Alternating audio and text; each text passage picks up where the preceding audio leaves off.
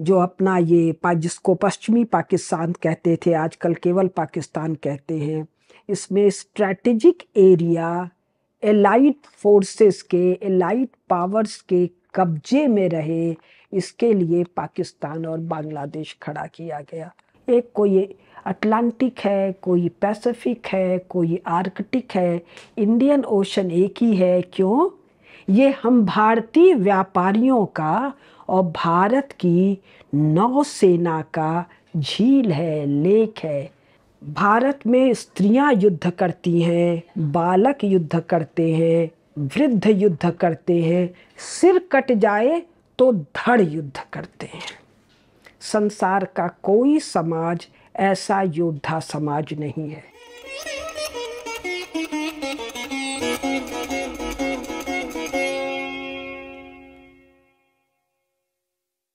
नमस्कार जी, मेरा नाम कुसुमलता केडिया। मैंने विकास अर्थशास्त्र के क्षेत्र में बहुत काम किया। अब मैं रिटायर्ड हूँ। पिछले 10 साल से भोपाल में रहती हूँ। इस विकास अर्थशास्त्र को पढ़ने के प्रक्रिया में मैंने एक तरह से यूरोप को समझना ही पड़ा, और यूरोप को और वो post Columbus, post Vasco da Gama, यानी पिछला 500 साल। और इस पढ़ने में मैं कह सकती हूँ कि बचे हुए चारों महाद्वीप भी मेरी समझ में आए, दोनों अमेरिका, अफ्रीका और ऑस्ट्रेलिया। तो जो आज का विषय है, स्वाभाविक राष्ट्र भारत और ब्रैकेट में केवल भारत। 2023 में पाकिस्तान बांग्लादेश के निकल जाने के बावजूद भारत दुनिया का सबसे बड़ा स्वाभाविक राष्ट्र है। सुनने वालों को थोड़ा अटपटा लगेगा, क्योंकि भौगोलिक क्षेत्र जिसको एरिया वाइज कहते हैं, तो 6 और दिखाई देते हैं। कौन कौन? यूएसए, कनाडा, ब्राज़ील, दोनों अमेरिका में, इधर ऑस्ट्रेलिया चौथा, ऑस्ट्रेलिया कॉन्टिनेंट में, और 2 एशियन कॉन्टिनेंट में, रूस और जिसको कहते हैं चीन। ये 6 ज्योग्राफी में भारत से बड़े हैं, किंतु ये 6 के 6 अस्वाभाविक नेशन स्टेट हैं, राष्ट्र नहीं हैं। अननेचुरल नेशन स्टेट, जिसका मतलब है illegal nation state, artificial nation state, जिसका अर्थ है ट्रांजिटरी नेशन स्टेट। कैसे? Post Columbus, pre Columbus, pre Vasco da Gama, आपने किसी यूएसए, किसी कनाडा, किसी ऑस्ट्रेलिया का नाम सुना था क्या? और प्री क्यों? Post Columbus, post Vasco da Gama, यानी 1492 और 1496 या 1498, यानी 15वीं शताब्दी बीत गई, 16वीं भी बीत गई, 17वीं भी बीत गई, 18वीं मतलब 1701 से 1799। तो इस 18वीं में अमेरिका नाम का कोई चीज लिखा गया। कब? 20वीं शताब्दी में। और ये कनाडा, ये तो और बाद में। ऑस्ट्रेलिया, ये तो और बाद में। यानी 3 कौन कौन? अमेरिका, यूएसए, कनाडा और ऑस्ट्रेलिया, ये तो कल के अपस्टार्ट्स हैं। ये कल के ताजे ताजे आर्टिफिशियल नेशन स्टेट्स हैं। ये तो यूरोप के ऑफशूट हैं तीनों। यूरोप के कैसे लोग? जो क्रिमिनल कहकर भगाए गए, जो इनके रिलीजियस प्रोजिक्यूशन, मार काट, आज का ये विषय नहीं, उसके भगाए हुए लोग, जो जाकर इन क्षेत्रों में बसे और वहाँ के मूल निवासियों का भयंकर नरसंहार हुआ, और वो अब वहाँ माइनॉरिटी में किसी कोने में पड़े हुए हैं। और एक और है ब्राज़ील, दक्षिणी अमेरिका में। ब्राज़ील नाम के किसी देश को आपने 15वीं के पहले नहीं सुना होगा, 15वीं, 16वीं, 17वीं में भी नहीं सुना होगा। It is an artificial creation by again European upstarts. तो 4 की चर्चा हम लोगों ने कर ली। 3 है, 2 है नॉर्दर्न अमेरिकन कॉन्टिनेंट में यूएसए कनाडा, एक है सदर्न कॉन्टिनेंट में ब्राजील, एक पूरा ऑस्ट्रेलियन कॉन्टिनेंट को ये ऑस्ट्रेलिया देश कहे, और उनके जो मूल निवासी हैं उनको इन्होंने किनारे धक्का दे दिया, बड़ी संख्या में मार काट कर दिया। वोटिंग राइट भी इनको अभी हाल में मिला है। अब बचे 2, रूस और चीन। अब इन दोनों को हम लें तो जिसको रूस कहते हैं ये 1917 में सोवियत रूस था। 1917 मतलब 1917 के बाद सोवियत रूस बना, यानी 20वीं शताब्दी।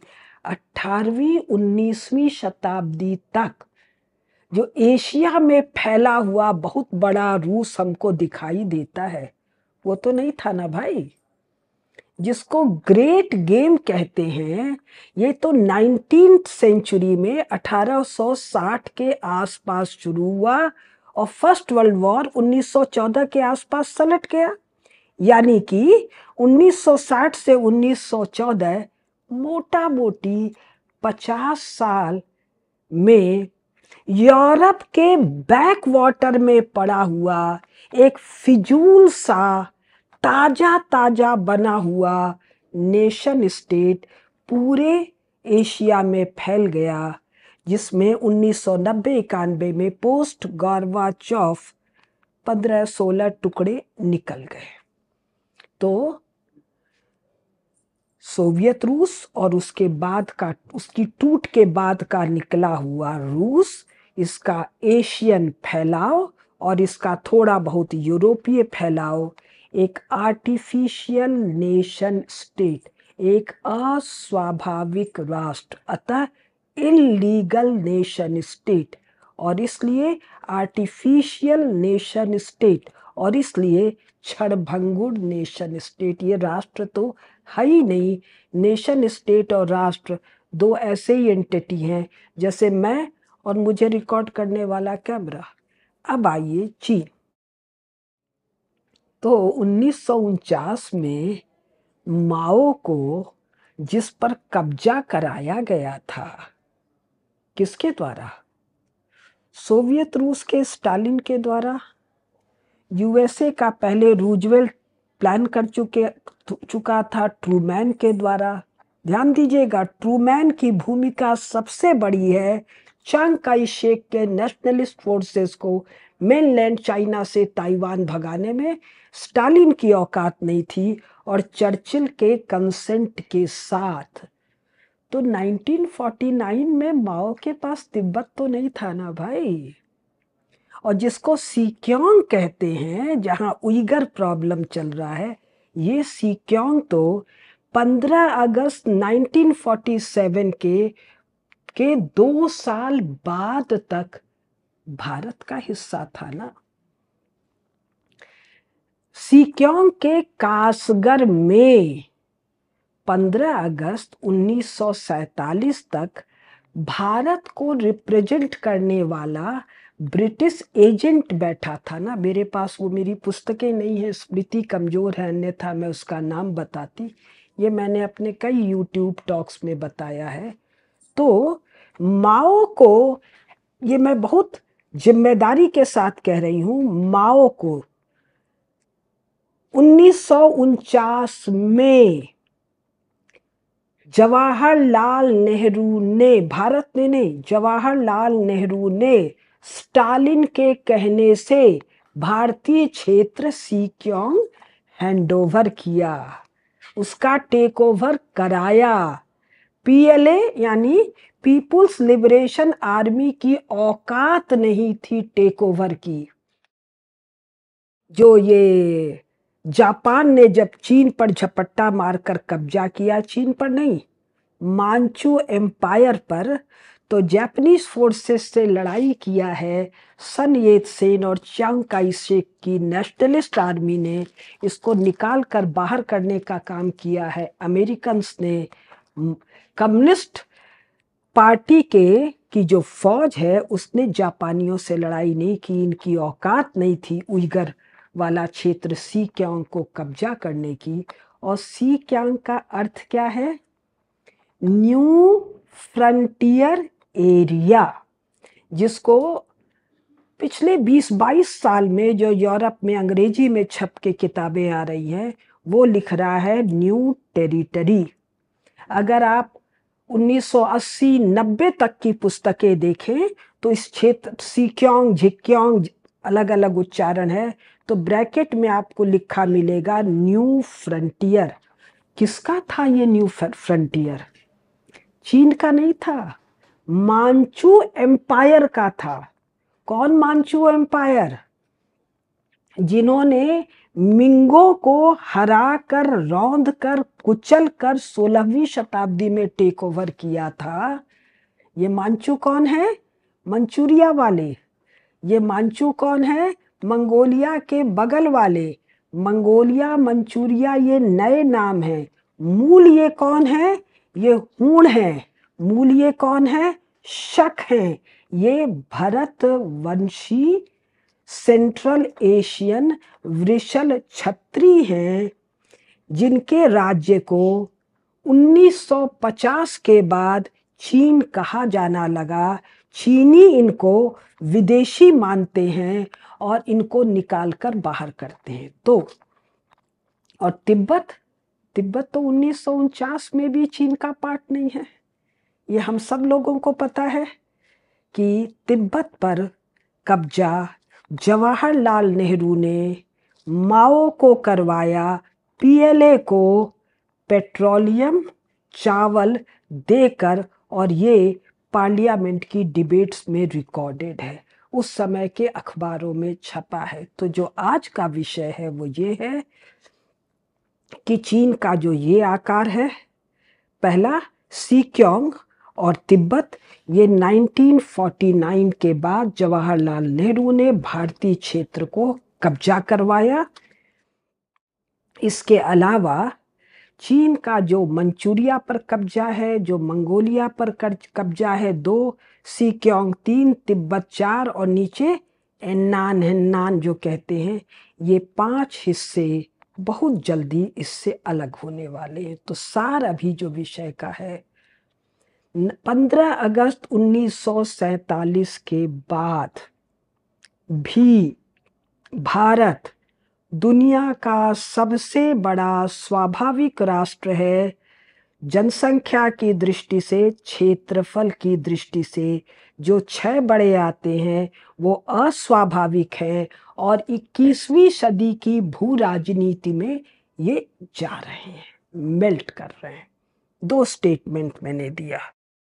अब तीसरा स्टेटमेंट, 14 अगस्त 1947 को ये पाकिस्तान, जिसको पश्चिमी पाकिस्तान कहते हैं, बांग्लादेश जिसको पूर्वी पाकिस्तान कहते हैं, ये भारत था। ये भारत था फ्रॉम टाइम इमेमोरियल। ये भारत इस छोटे से गैप के बाद पुनः होने जा रहा है।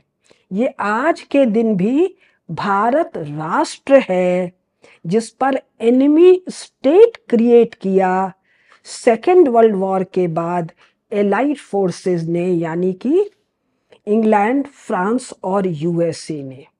और इन्होंने एनिमी स्टेट यहाँ क्यों स्थापित किया?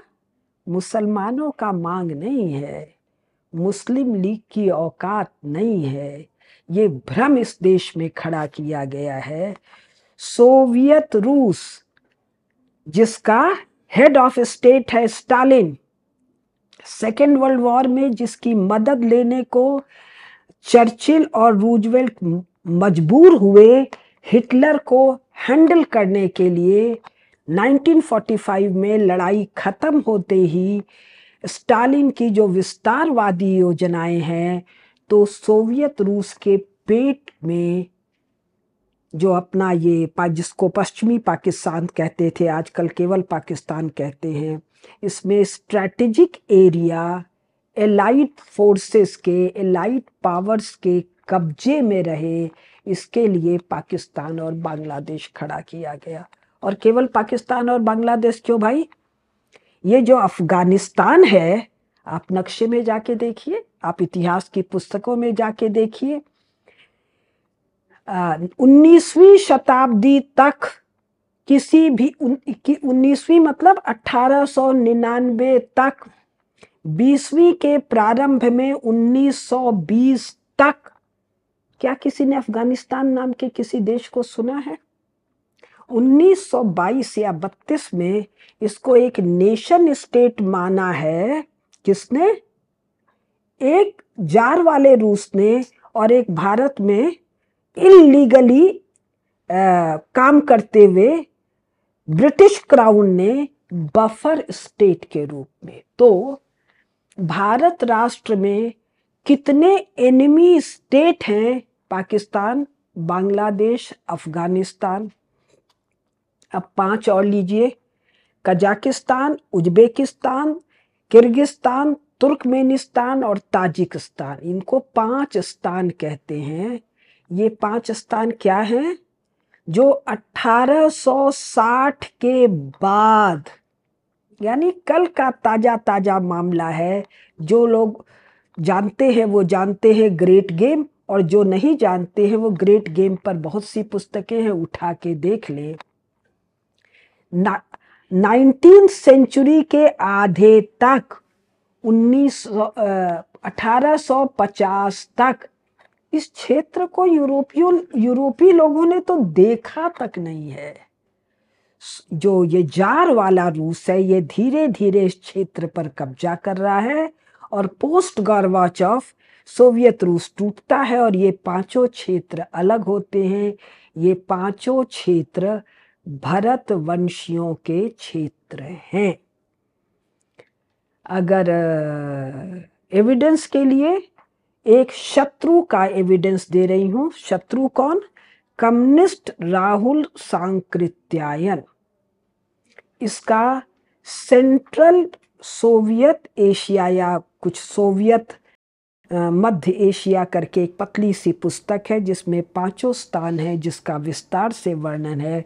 ये है हमारा शाकल द्वीप, शक द्वीप, सीथिया, सीस्तान, अलग अलग नामों से इस पूरे क्षेत्र को पहचाना गया है पिछले 1000-1500 साल में। तो ये 5 क्षेत्र क्या है? भारत क्षेत्र है। और अभी मैं जो बोल रही हूँ, कहाँ से बोल रही हूँ? ज़्यादा यूरो अमेरिकन सोर्सेस से बोल रही हूँ। एक और ऑथर है रॉबर्ट कैपलॉन। इसका रिवेंज ऑफ ज्योग्राफी आप पढ़िए, उसमें इंडियाज़ डायलेमा करके एक अध्याय दिया हुआ है। पेज संख्या मुझे नहीं याद है।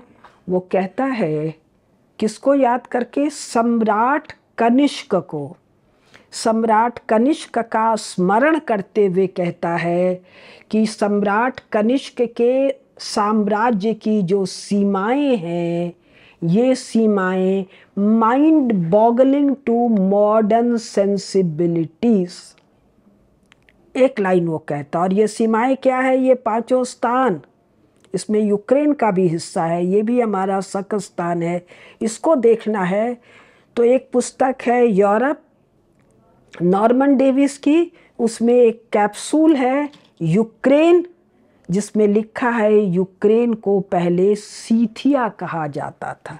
सीथिया मतलब सीथियंस का सीथिया। सीथियंस कौन है? शक। शक कौन है? वृषल क्षत्रिय। भी भारतीय स्रोतों से भी मैं बात करूंगी। तो रॉबर्ट कैपलॉन उसी पैराग्राफ में, ये लेफ्ट हैंड साइड का पेज है, नीचे कहता है कि भूगोल और इतिहास हमको बताता है ये बाउंड्रीज फाइनल नहीं हैं, they are going to melt. It's going to melt when? In my life time. ये बात मैं कब से कह रही हूँ? 2015 से 2023 है, 24 में तो नहीं, 25, 26, 27, 28, 2029 के पहले 100% ये लाइनें मेल्ट करने वाली हैं। और स्वाभाविक राष्ट्र भारत एक लूज फेडरेशन के मार्फत भारत के ये सब क्षेत्र होंगे। अब साउथ ईस्ट एशिया में पूरा का पूरा छोड़ रही हूँ। मैं फोकस कर रही हूँ भारत का नॉर्थ और भारत का पश्चिम। तो एंगस मेडिसन जब अपनी वो किताब है, मिलेनियम पब्लिकेशन है, OECD का पब्लिकेशन है, जब वो कहता है कि 0 AD से 17वीं शताब्दी तक भारत का वर्ल्ड GDP में कंट्रीब्यूशन है 33%, 36%, 38%, तो किस भारत की वो बात कर रहा है? वो बात कर रहा है 15 अगस्त 1947 के बाद वाले भारत की। यानी जो भारत है 18वीं शताब्दी में, 16वीं, 17वीं, 13वीं और पीछे चले जाएं, ये जो भारत है इस क्षेत्र का अगर GDP GNP का एक मोटा मोटा अंदाज लगाएं तो क्या बैठता है? स्वयं एंगस मेडिसन के आंकड़ों से मोर देन 60%। तो अभी तक मैंने 2-3 बातें कही, अब उसमें आगे बात कहने जा रही हूँ। पहली बात मैंने कही, भारत 2023 में दुनिया का सबसे बड़ा स्वाभाविक राष्ट्र है। पहली बात मैंने कही। दूसरी बात मैंने कही, भौगोलिक क्षेत्र के हिसाब से, ज्योग्राफिकल एरिया के हिसाब से जो 6 भारत से अधिक क्षेत्रफल के दिखते हैं, कौन कौन? Canada, USA, Brazil, Australia, Russia और कम्युनिस्ट चाइना, ये 6 आर्टिफिशियल हैं, आर्बिट्रेरी हैं, इल्लीगल हैं और इसलिए फ्लिमजी हैं, ये जाने वाले हैं, ट्रांजिटरी हैं। दूसरी बात मैंने कही, और इनके फॉर्मेशन कब, कैसे, क्या हुआ, कैसे इनकी आर्टिफिशियलिटी है, ये बात मैंने कही। तीसरी बात अब जो मैं कहने जा रही, और एक बात मैंने कही, एंगस मेडिसन के अनुसार ये क्षेत्र दुनिया का लॉयन शेयर GDP कंट्रीब्यूट कर रहा है। अब जो मैं बात कहने जा रही हूँ वो ये है कि इस भारत राष्ट्र की विशेषता क्या है। तो इस भारत राष्ट्र की विशेषता है, एंगस मेडिसन का साक्ष्य देते हुए मैं कह रही हूँ, ये दुनिया का largest primary producer, manufacturing producer और टर्शरी सेक्टर का प्रोड्यूसर रहा है, होने जा रहा है। नरेंद्र मोदी जी का कथन, हम 5वें लार्जेस्ट हो गए हैं, हम 2029 तक टॉप 3 में होने वाले हैं। ये टॉप 3 में किसको वो बता रहे हैं होने वाले हैं? 15 अगस्त 1947 के बाद वाले भारत राष्ट्र के एक छोटे से हिस्से को, जो नेहरू और गांधी के कारण इतना जरा सा बचा है। वो 33 लाख 35 लाख क्या बताते हैं स्क्वायर किलोमीटर। तो ये जो भारत है, इसकी एग्रीकल्चरल प्रोडक्टिविटी या प्राइमरी सेक्टर जब कहते हैं तो प्राइमरी सेक्टर में आता है कृषि, जंगल, वनोपज और माइंस, मिनरल, जो कुछ धरती के नीचे है वो। इसमें हमारी प्रोडक्टिविटी दुनिया में सबसे ज़्यादा रही है। कब से? 0 AD नहीं, फ्रॉम टाइम इमेमोरियल। 0 AD के 3000 साल पीछे जाओ तो महाभारत है, जहाँ से हमारा कलयुग शुरू हो जाता है।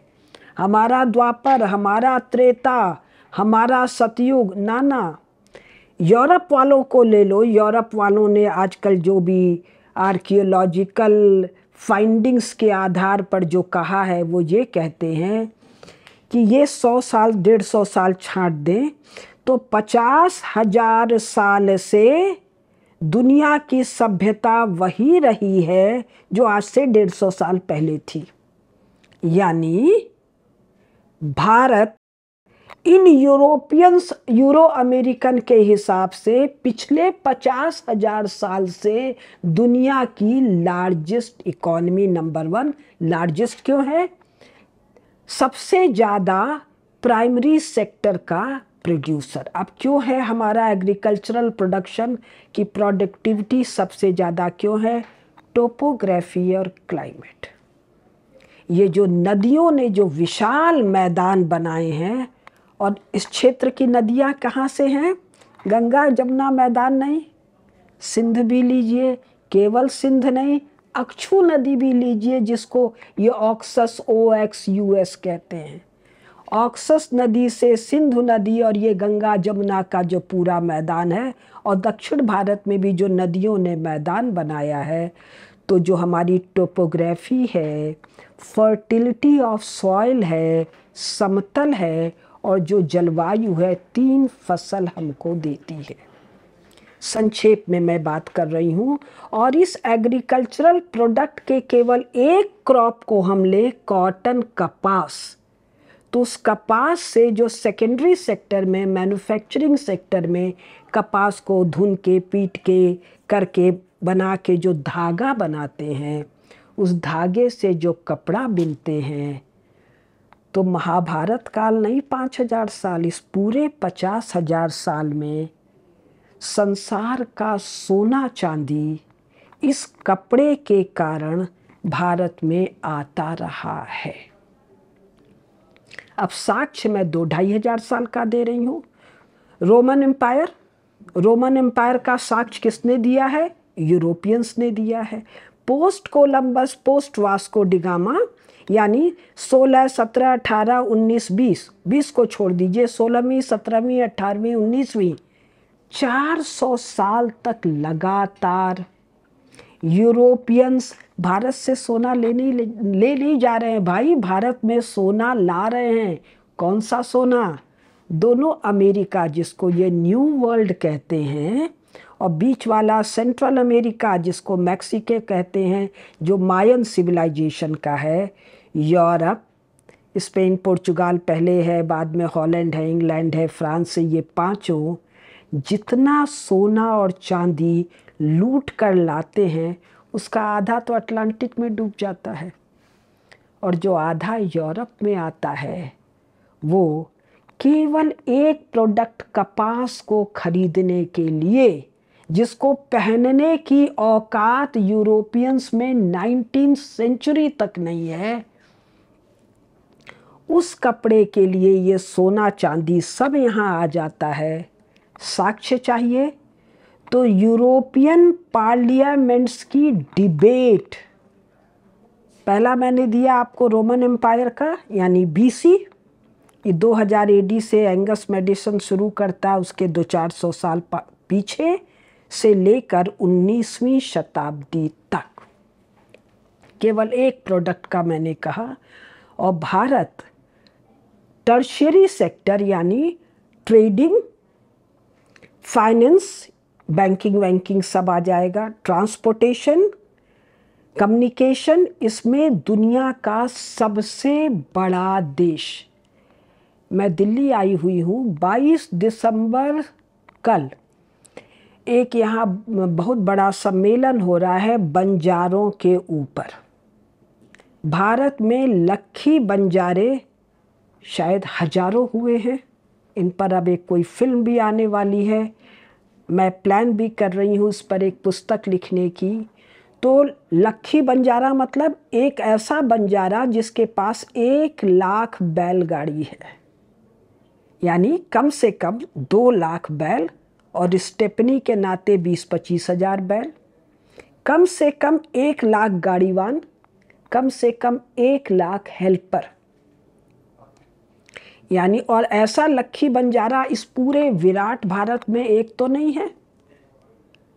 मैं राजस्थान की हूँ, राजस्थान में एक समय 2, 4, 5 होंगे, गुजरात में होंगे, जिसको आज का पंजाब कहते हैं, यूपी कहते हैं, दक्षिण के प्रांत हैं, यानी भारत में एक समय में 10, 20, 5 लखी बंजारे हैं।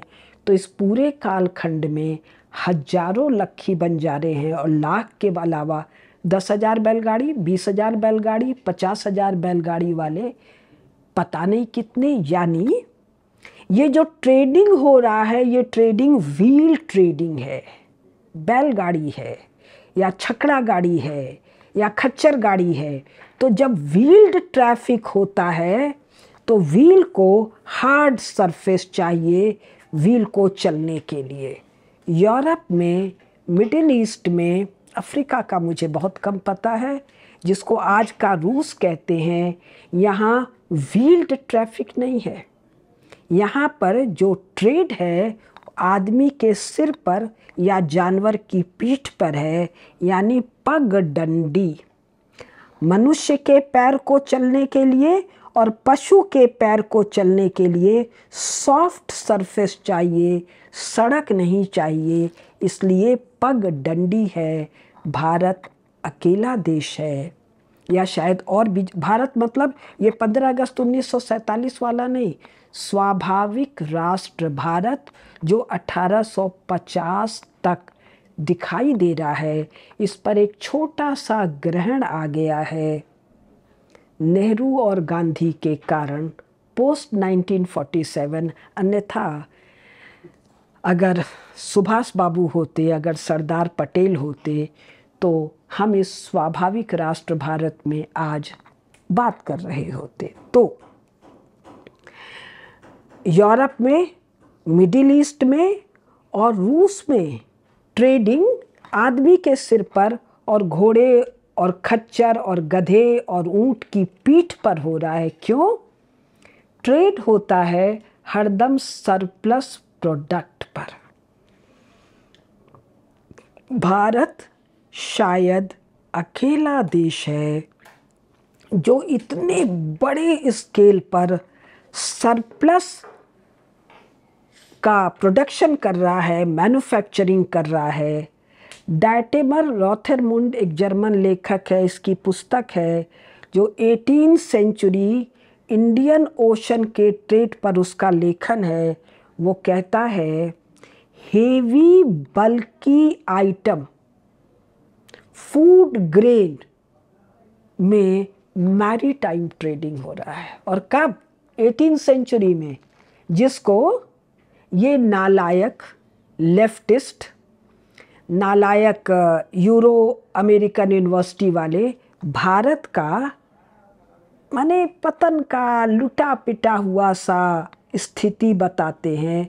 उस 18th सेंचुरी में हम केवल कपड़े की ट्रेडिंग नहीं कर रहे हैं, हम बल्कि आइटम फूड ग्रेन की भी ट्रेडिंग कर रहे हैं। एक चीज़ और, ट्रेड कैसा कर रहे हैं हम? ये ट्रेड हम कर रहे हैं, एक आंकड़ा है, सूरत जो हमारा बंदरगाह है, वहाँ पर एक हमारा भारतीय ट्रेडर है वीर जी वोरा।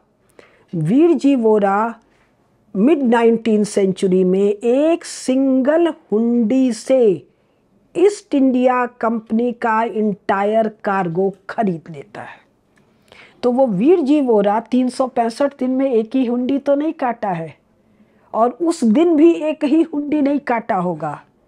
तो ट्रेड का, कार्गो का जो मैग्नीट्यूड है, और ये जो भारत है, पेनिनसुलर भारत, ऐसे पूरा ये पूरा का पूरा बंदरगाहों और पत्तनम, जैसे विशाखापट्टनम, ऐसे पट्टनम पत्तनम कह के है, ये पूरा का पूरा हमारा कोस्टल एरिया ट्रेडिंग पोर्ट्स का एरिया है। और भीतर जो इनलैंड ट्रेडिंग है, हमारे यहाँ करीब करीब हर खास नगर में, नगर सेठ तो है ही है, 10, 20, 30, 35 जगत सेठ है। 1757 में ईस्ट इंडिया कंपनी, क्लाइव और बैटल ऑफ प्लासी की जब चर्चा होती है, तो की फिगर कौन है? बंगाल के मुर्शिदाबाद में बैठा हुआ जगत सेठ, जिसकी बहू पर सिराजुद्दौला कुदृष्टि डालता है, और जगत सेठ तय करते हैं बंगाल के नवाब को बदल दो। और बंगाल कैसा है? बिहार भी है, आसाम भी है।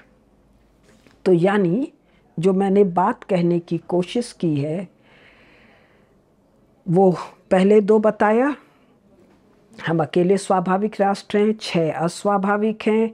कैसे हमारे बड़े क्षेत्र को 1947 के बाद नेहरू ने चाइना को हैंडओवर कराया।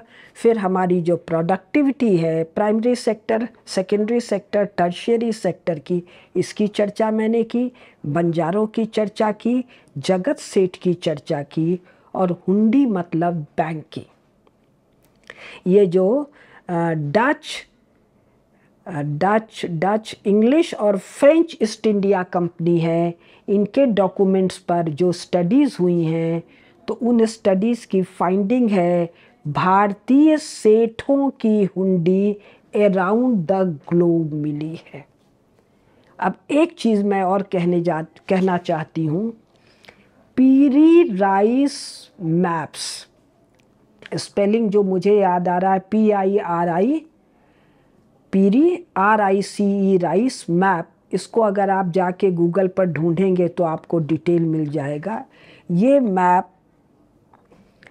1920-30 में कभी मिला। मैप पुराना है। इस मैप का डिटेल मैं नहीं बता रही हूँ, इस पर आइंस्टाइन की भी टिप्पणी है। एक पुस्तक है फिंगरप्रिंट्स ऑफ गॉड, उसकी शुरुआत ही इस पीरी राइस मैप से है, जहाँ तक मुझे याद है। इस पीरी राइस मैप में जो खास बात ये है, वो जो भारत स्वाभाविक राष्ट्र के बारे में मैं बता रही हूँ, ये जो दक्षिण ध्रुव है, एंटार्कटिक जिसको कहते हैं, इस पर अभी 2 किलोमीटर बर्फ जमा हुआ है। तो 1966 में कोई इंग्लिश स्वीडिश कंपनी ने कोई रिसर्च किया। वो रिसर्च का नाम मुझे नहीं ध्यान आ रहा है। उस पद्धति से जो रिसर्च किया तो उसमें दिखाई दिया कि 2 किलोमीटर बर्फ़ के नीचे जो धरती का भूखंड है वो 2 टुकड़े में है। पीरी राइस मैप जो मिला है उसमें वहाँ की धरती 2 भूखंड में है। तो यूरोपियंस को बड़ा आश्चर्य हुआ कि ये जो 2 किलोमीटर ऊंचा बर्फ़ है, इस बर्फ़ के जमने में मिलियंस ऑफ ईयर्स लगा। मिलियंस को हम 2 ही मिलियन माने, यानी 20 लाख साल कम से कम लगा। तो वो जो नक्शा है वो कम से कम 20 लाख साल पुराना है। और इस पीरी राइस मैप को जब आप पढ़ेंगे तो आपको और 8-10 मैप का नाम मिलेगा। तो उसी के साथ 5-6 मैप और मिले हैं जिनका नाम मुझे नहीं याद आ रहा, और इसकी चर्चा अनेकानेक पुस्तकों में है, जो अलग अलग कालखंड में बर्फ़ के पिघलने और बर्फ़ के जमने से बनने वाली कोस्टल लाइन को बता रही है। तो इसके बाद ये बात आती है, वो कौन लोग हैं जो इतने लाखों साल पहले वहाँ जा रहे हैं, उसका सर्वे कर रहे हैं और मैप बना रहे हैं, और क्यों बना रहे हैं? तो यूरो अमेरिकन फाइंडिंग है कि वो लोग मैप बना रहे हैं जो रेगुलर वहाँ जा रहे हैं, शायद ट्रेडिंग के लिए, शायद मिलिट्री पर्पज़ के लिए। अब शादियाँ करने तो शायद नहीं जा रहे हैं, जो आजकल का फैशन है। तो मैं कहना क्या चाह रही हूँ, भारतीय काल गणना के अनुसार भारत में मानवीय सभ्यता, स्वामी रामदेव जी बताते हैं, इतना अरब, इतना करोड़, इतना लाख साल, मुझे तो बोलना भी नहीं आता है। और वही काल गणना नासा ने अप्रूव किया है, और ये पीरी राइस मैप एक साक्ष्य।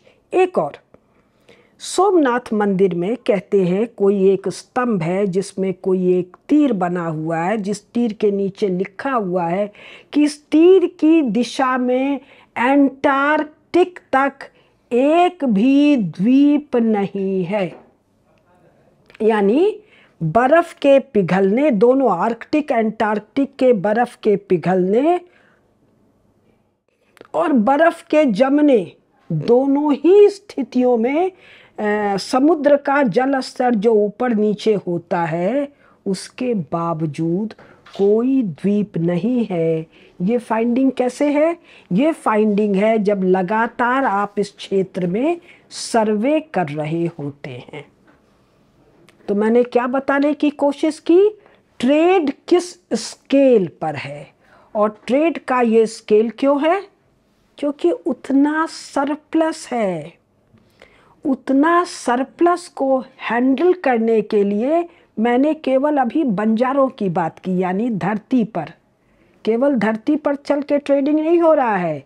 ये जो पूरा का पूरा ओशन है जिसको इंडियन ओशन कहते हैं, तो भाई और तो कोई ओशन नहीं है जिसका नाम किसी समाज के नाम पर हो या किसी देश के नाम पर हो। एक कोई अटलांटिक है, कोई पैसिफिक है, कोई आर्कटिक है, इंडियन ओशन एक ही है। क्यों? ये हम भारतीय व्यापारियों का और भारत की नौसेना का झील है, लेक है। जैसे जिस भोपाल में मैं रहती हूँ, महाप्रतापी परम भट्टारक महाराज भोज ने जैसे झील बनाया, वैसे वराहदेव ने भरतवंशियों के लिए ये झील बनाया। यानी हमारी ट्रेडिंग लक्खी बंजारा भी है और इंडियन ओशन नाम भी है। डाइटेमर रॉथरमैंड का भी मैंने उदाहरण दिया, पीरी राइस का भी मैंने उदाहरण दिया। यानी मैंने जो अगली बात कहने का प्रयास किया संक्षेप में, Bharat largest producer, largest manufacturer, largest trader, largest bankers, largest this, largest that, from when, from time immemorial. भारतीय कालगणना के अनुसार और यूरोपीय कालगणना के अनुसार कोई 50-1,000 साल। अब जब ऐसा ट्रेडिंग होता है, जब संपन्नता, ऐश्वर्य, वैभव का ये स्केल होता है, तो फिर लक्ष्मी के साथ गणनायक गणेश होते हैं। भाई दीपावली पर लक्ष्मी के साथ हम नारायण की पूजा करना चाहिए था, नहीं, माता लक्ष्मी के साथ पूजा है गणनायक गणेश की, क्योंकि भारत दुनिया का सबसे बड़ा योद्धा राष्ट्र है। अब फिर साक्ष्य दे रही हूँ, सर्कमस्टेंशियल एविडेंसेस दे रही हूँ। भारत के सभी देवी देवता शस्त्र संपन्न हैं, सामान्य शस्त्र नहीं, भयंकर शस्त्रों से संपन्न है। यहाँ तक कि देवी सरस्वती, जिनको ज्ञान की देवी कहते हैं, वो भी शस्त्रों के साथ हैं। हमारे यहाँ 2 बाल देवता हैं, गणेश और कार्तिकेय। एक का तो जन्म ही हुआ महाभयंकर राक्षस तारकासुर के नाश के लिए, और गणेश देवताओं की सेना के गणनायक हैं। ठीक, भारत में 4 वर्ण युद्ध करते हैं, ब्राह्मण, वैश्य, क्षत्रिय, शूद्र, 4 वर्ण। महाभारत पढ़िए, रामायण पढ़िए, जितने हमारे ऋषि मुनि ब्राह्मण हैं वही शस्त्र का ज्ञान देते हैं। क्षत्रियों को शस्त्र ज्ञान का ज्ञान, व्यूह रचना का ज्ञान कोई क्षत्रिय राजा नहीं देता है, हमारे ऋषि मुनि देते हैं। आज तक हमारे नागा साधु हैं, हमारे शंकराचार्य जी ने 10 नामी अखाड़े बनाए, हमारे गुरु नानक देव से गुरु गोविंद सिंह तक अद्भुत पराक्रम, समर्थ गुरु रामदास जी प्रेरणा हैं, शिवाजी महाराज मराठा साम्राज्य के, विद्यारण्य जी महाराज प्रेरणा हैं विजयनगर एम्पायर के। आज तक की कहानी, कल तक की कहानी। भारत में स्त्रियां युद्ध करती हैं, बालक युद्ध करते हैं, वृद्ध युद्ध करते हैं, सिर कट जाए तो धड़ युद्ध करते हैं। संसार का कोई समाज ऐसा योद्धा समाज नहीं है। भारत के 2 महाकाव्य रामायण और महाभारत युद्ध काव्य हैं। रामायण और रामचरितमानस में एक कांड है जिसका नाम एक ही है दोनों में, सुंदर कांड। उसमें सुंदर क्या है? हनुमान जी को सीता जी का पता लगाना था और राक्षसों की नगरी लंका का दहन।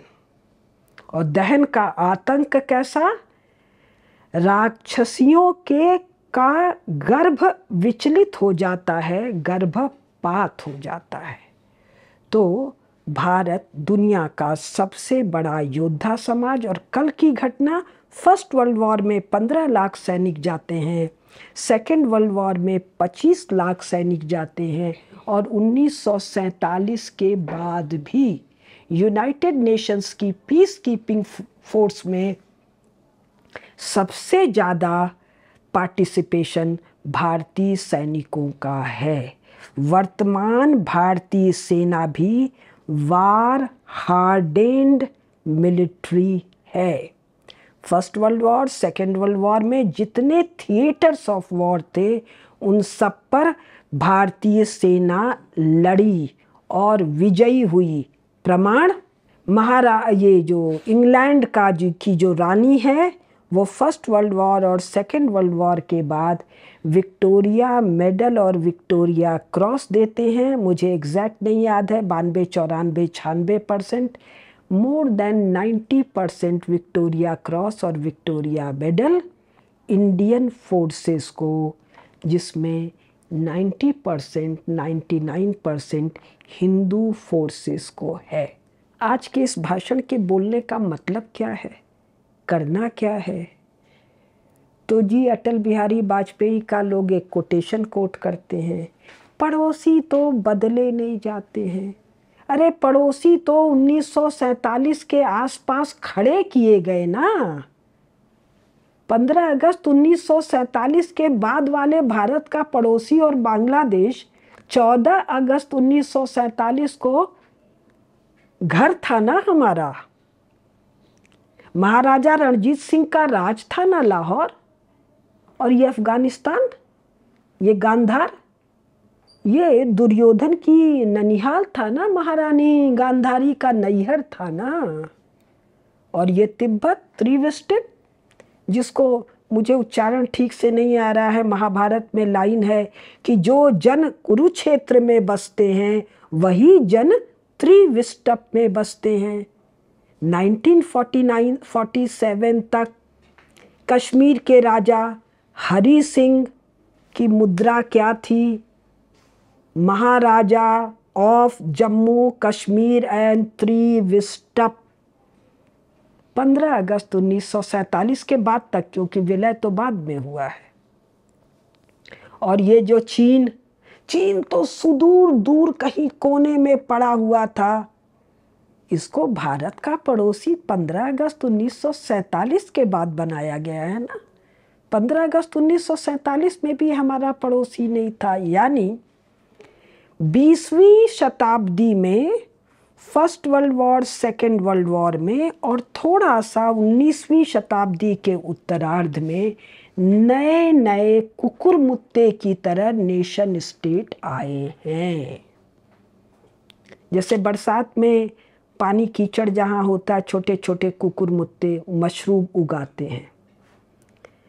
आपने कभी Syria, Lebanon, Jordan, Saudi Arabia, Kuwait, Iran, Iraq, Yemen 1-2, Oman 1-2, इनका नाम कभी सुना था?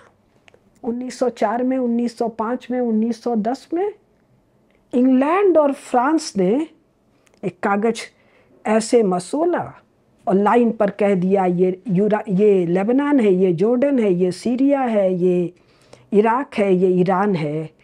All are artificial, arbitrary, illegal nation states created in 20th century by France, England in collusion with America. Europe में 20वीं शताब्दी यानी 1914 में पहली लड़ाई शुरू होती है, 1939 में दूसरी लड़ाई शुरू होती है। लगातार यूरोप में national boundaries are drawn and redrawn. तो जो 20वीं शताब्दी में हारते हुए एलाइड पावर्स ने, हारते हुए किससे हारते हुए? जर्मनी से हारते हुए एलाइड पावर्स ने रूस भारत की मदद से जीत को अपने हिस्से में लाए। उन्होंने अनेकानेक जो इलीगल नेशन स्टेट खड़े किए। They are going to melt in 21st century Jio politics.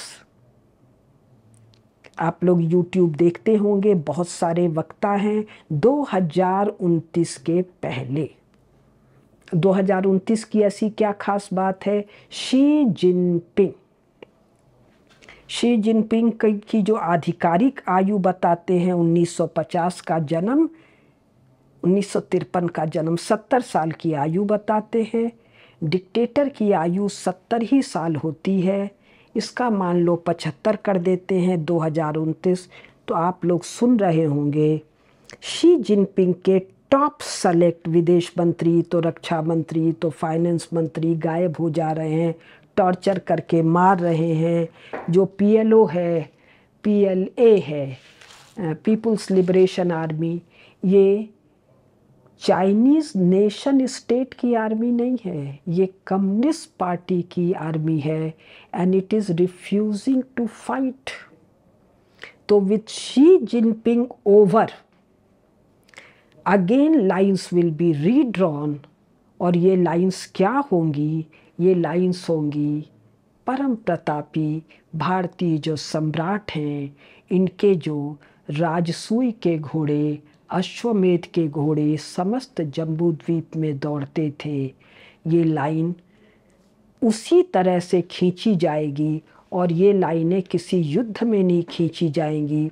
जैसे सेकेंड वर्ल्ड वॉर के दौरान 2 बैठक हुई, एक शायद कैरो में, इजिप्ट में किसी जगह, और दूसरी बगदाद में, जिसमें 3 ही बैठे थे ना, चर्चिल, रूजवेल्ट और स्टालिन। और दूसरी बार बैठे थे चर्चिल, ट्रूमैन और स्टालिन, और एक आध को यूं ही बुला के बैठाया गया था। They decided post war division of the world.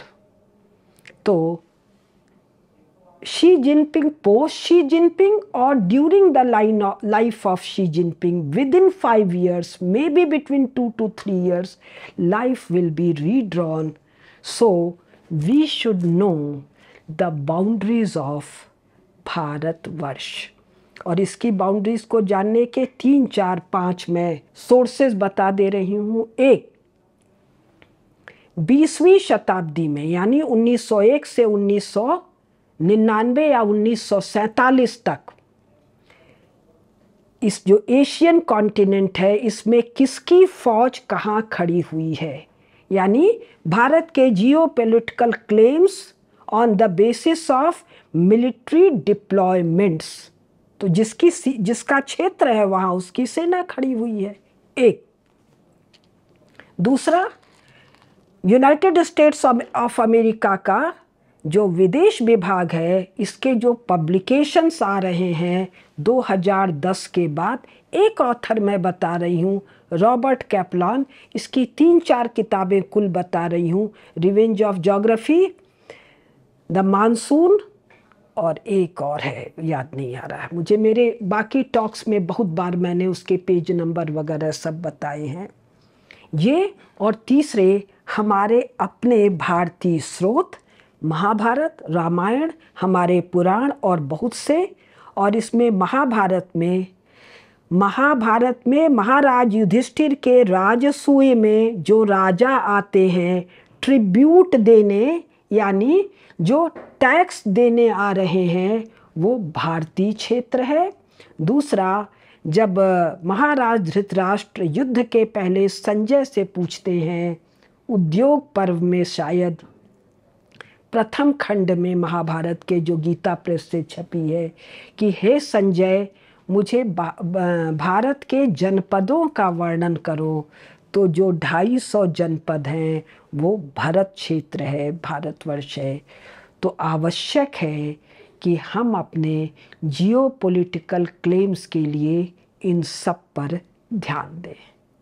और मैंने तो बार बार कहा है, मेरी मृत्यु होनी है अखंड भारत में स्वाभाविक राष्ट्र भारत में, और हम भारतीयों की कामना है कि हम अपने प्रधानमंत्री नरेंद्र का अभिषेक करें समस्त जम्बू द्वीप की माटी और पवित्र नदियों के जल से, और नया संवत चले, नरेंद्र संवत, जो भारत की परंपरा है प्रतापी राजाओं के राज्याभिषेक के साथ नया संवत शुरू करने की। नमस्कार।